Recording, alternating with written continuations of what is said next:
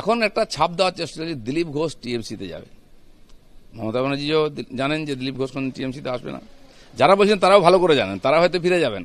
অর্জুন সিং ফিরে গিয়ে আবার চলে এসছে। এক রাত কাটায় টিএমসির বাড়িতে, এক রাত কাটায় বিজেপির বাড়িতে। সে দিলীপ ঘোষকে ক্যারেক্টার সার্টিফিকেট দিচ্ছে।